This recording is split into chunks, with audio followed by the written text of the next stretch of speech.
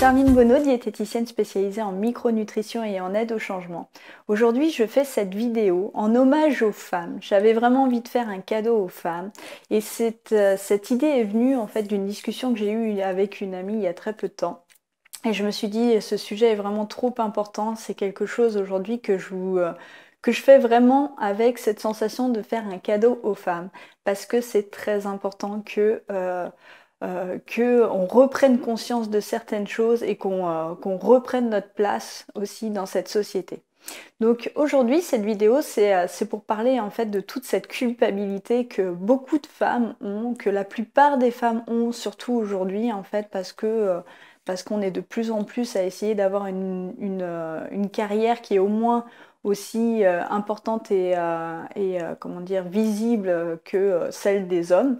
Donc on se retrouve aujourd'hui un petit peu à devoir trouver une place, à se battre un petit peu avec ces messieurs. Alors c'est absolument pas une vidéo féministe, en fait c'est une vidéo qui est plutôt qui explique un peu comment on peut se sentir aujourd'hui dans cette phase où même si on a énormément progressé sur notre place dans cette société, sur le rôle qu'on pouvait jouer nous les femmes, il y a encore des petites lacunes, encore des sources de culpabilité qui sont pas forcément, qui viennent pas forcément du comportement des hommes, qui sont plutôt en fait des croyances limitantes que les femmes ont, qu'elles nourrissent, des culpabilités, des pensées en fait qui reviennent et qui sont un peu le patrimoine de qui sont plutôt les vestiges de notre passé en tant que femme. Donc, ce dont je voulais parler aujourd'hui, c'est un peu toutes ces phases, tous ces cycles, tous ces moments de déprime, ces moments émotionnels qui reviennent parfois dans la vie, enfin c'est pas parfois, ça revient assez régulièrement, et qui mettent les femmes mal à l'aise et qui mettent les femmes surtout en situation de culpabilité vis-à-vis de ces émotions. Parce que c'est pas quelque chose qui est admis, parce que c'est pas quelque chose qui met en valeur finalement, qui met en valeur n'importe quelle personne quand ça lui arrive, et c'est des choses qui sont inévitablement ressenties et qui mettent très mal à l'aise. Donc aujourd'hui, le problème, c'est que dans cette société qui est plutôt patriarcale, on est dans la promotion des valeurs qui sont plutôt masculines, c'est-à-dire un peu la stabilité émotionnelle, l'action, le fait de construire, le fait de l'ambition aussi, donc toutes ces valeurs qui sont plutôt masculines et qui sont en tout cas traduites de manière masculine, qui sont vraiment présentées sous ce regard-là. Et le problème, c'est que chez les femmes, ça crée une certaine culpabilité parce que les femmes, effectivement, nous, on va être un peu moins instables dans nos émotions, ce qui fait qu'on va traverser des phases, plusieurs phases en fait dans un même mois, qui s'expliquent de manière physiologique et qui est vraiment quelque chose. C'est pour ça que c'est inévitable, donc c'est pas quelque chose contre lequel on doit lutter, mais par contre, c'est quelque chose qui prend plus de place quand on résiste, quand on rejette ce type de phase.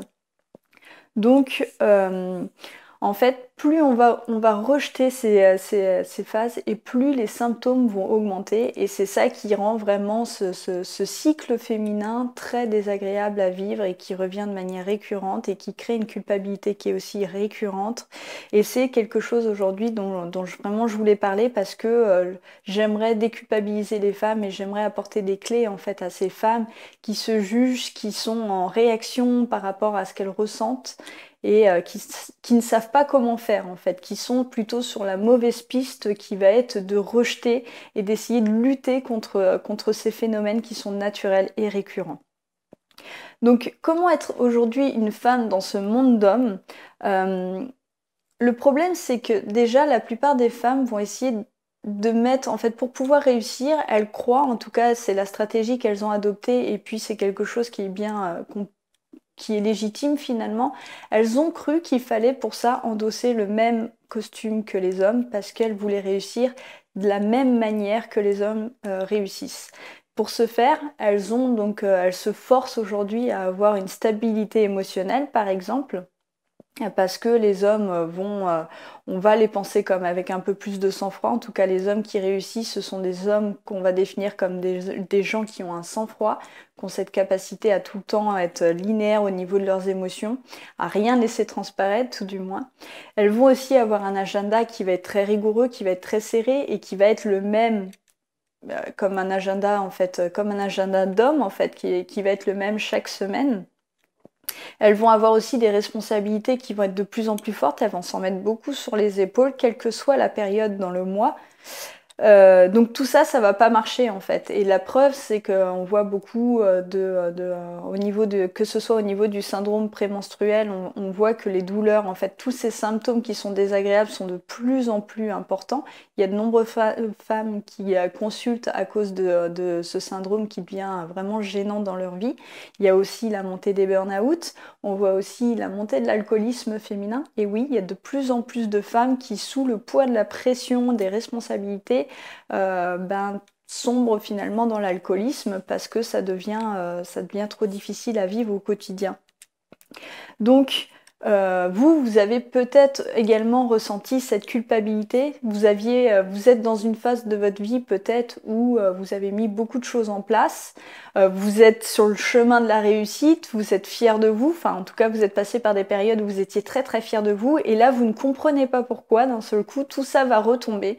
Vous allez vous sentir d'un seul coup plus bactère. Vous allez procrastiner. Vous allez ruiner tous les efforts que vous avez mis en place. Alors ça, c'est quelque chose qu'on retrouve particulièrement dans la quête de la perte de poids, mais ça marche aussi dans tous les domaines. Il y a toujours ces phases, vous avez peut-être ressenti ça en tout cas, où vous étiez sur une phase ascendante, vous aviez l'impression que vous alliez tout réussir, que tout était en place, vous êtes fier de vous, et puis là, c'est ça d'un seul coup, de façon inexpliquée, en tout cas, tout va s'effondrer et vous allez revenir 10 pas en arrière. Donc ça, c'est quelque chose qui peut vraiment être très frustrant. Qui peut même vous faire sombrer en fait, tout simplement faire que vous vous écrouliez d'un seul coup, parce que c'est quelque chose qui est inévitable et qui revient sans cesse. Et à chaque fois qu'on est de nouveau sur cette phase ascendante, d'un seul coup, pouf, ça retombe, on fait 3 pas en arrière et ça revient, et c'est inévitable, et c'est de plus en plus agaçant en fait, cette phase. Donc la solution pour tout ça, ça va être tout simplement de renouer avec votre cycle féminin. Je m'explique. Parce qu'en fait, si vous voulez, au niveau du cycle féminin, c'est quelque chose qu'il faut absolument avoir en tête, puisque c'est un phénomène contre lequel vous ne pouvez pas lutter. À l'intérieur d'une période, d'un cycle de menstruation, mais d'une période, sur une période de 28 jours, vous allez avoir des phases. Des phases qui sont récurrentes, qui se suivent et qui s'expliquent par des taux hormonaux qui vont prédominer en fait. Chaque phase va avoir des particularités physiologiques qui sont donc de manière inévitable. C'est quelque chose qui est féminin, qui est inscrit dans vos gènes, qui va revenir chaque mois. Et même si vous n'êtes plus dans cette phase, vous n'êtes plus menstrué, sachez que tous ces bouleversements que vous avez au niveau hormonal, la seule chose que ça va faire en différence, c'est que ça va être de manière moins régulière. Vous allez avoir exactement ce même type de perturbation, sauf que là, malheureusement, vous n'allez plus avoir des cycles récurrents et vous n'allez plus savoir à l'avance quand est-ce que ces cycles vont se dérouler, mais c'est exactement le même principe, puisque d'ailleurs, quand vous êtes dans une phase de préménopause, en général, on vous donne exactement donc ces hormones pour pouvoir pallier à ces déficits. Donc finalement, la ménopause, des symptômes de la préménopause et des symptômes prémenstruels, enfin, le syndrome prémenstruel, vont être les mêmes, c'est juste qu'ils ne vont pas avoir la même intensité ni la même régularité. Donc ce qu'il faut comprendre là-dedans, c'est que c'est juste parce que vous reniez, vous êtes déconnecté de votre essence de femme que vous subissez en fait tous ces désagréments. C'est tout à fait possible finalement de réussir dans cette société, mais de manière différente. L'erreur, ça va vraiment d'être d'essayer de copier la stratégie des hommes, puisque de manière physiologique, vous n'êtes pas les mêmes. Attention, je ne dis pas que les hommes pour eux tout est facile. Ils ont aussi donc des cycles hormonaux qui peuvent, enfin c'est pas vraiment des cycles, ouais, au niveau hormonal, ils peuvent être aussi impactés au niveau de leur comportement. Donc ils ont d'autres particularités. Je suis pas du tout en train de dire que c'est plus facile pour les hommes ou pour les femmes. C'est pas du tout le cas. Je suis suis juste en train de dire qu'il y a des spécificités. Quand on parle d'égalité entre les hommes et femmes, il faut comprendre qu'il y a des inégalités biologiques qui font qu'il y a des spécificités et vous devez adapter en fait votre stratégie à votre spécificité de femme. Donc, qu'est-ce qu'il va falloir faire? Eh bien déjà, accepter qu'il y a des cycles. Vous ne pouvez pas lutter contre ces cycles, puisqu'encore une fois, c'est hormonal et que ce sera récurrent quoi qu'il en soit. Donc, il y a des cycles, avec chaque cycle, enfin chaque phase dans ce cycle, des besoins qui sont propres. Donc, ce qu'il va falloir faire, c'est déjà vous former dans ce domaine pour essayer, pour voir, pour comprendre en fait quelles sont ces différentes phases et spécificités.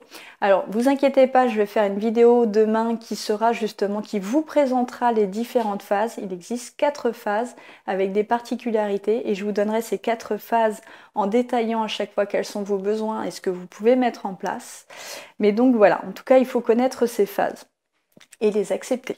Ensuite, la deuxième chose, ça va être de vous observer pour pouvoir constater qu'effectivement vous êtes sous l'influence de ces phases et qu'il ne faut pas essayer de lutter, au contraire, il faut juste les observer et en tenir compte dans votre vie. C'est possible et c'est très simple à mettre en place une fois qu'on sait c'est quoi les phases et qu'on a pris conscience que nos comportements finalement c'était pas forcément du libre arbitre, mais qu'on était pas mal influencé par telle ou telle hormone.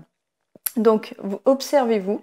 Pour ça, il existe plusieurs applications qui permettent vraiment d'observer, de savoir dans quel cycle vous êtes, dans quelle phase vous êtes.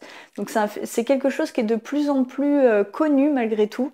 On n'en a pas non plus énormément parlé en fait, mais aujourd'hui en tout cas, il existe des applications qui permettent de suivre ces cycles.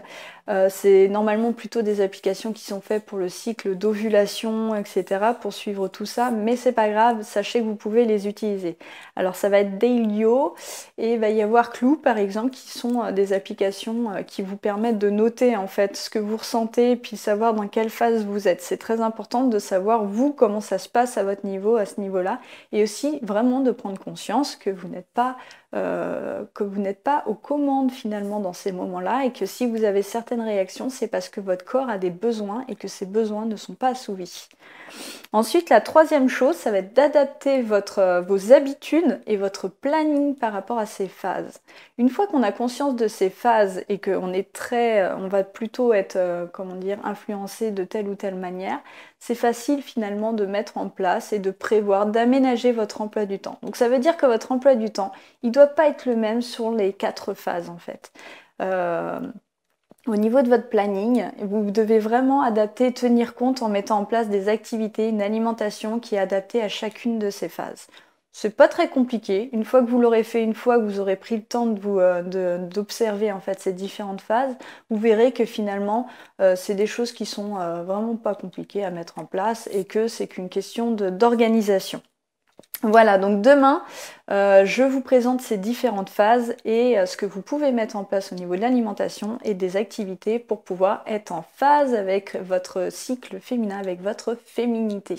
Voilà, c'est tout pour aujourd'hui. Si cette vidéo vous a plu, pensez à la partager à vos entourages, à vos copines, ça peut les aider à liker cette vidéo et à vous abonner si ce n'est pas le cas. Et en attendant la vidéo de demain, n'oubliez pas qu'un changement alimentaire, ça passe par un changement global et que tout ça, ça repose sur un pourquoi fort. À demain!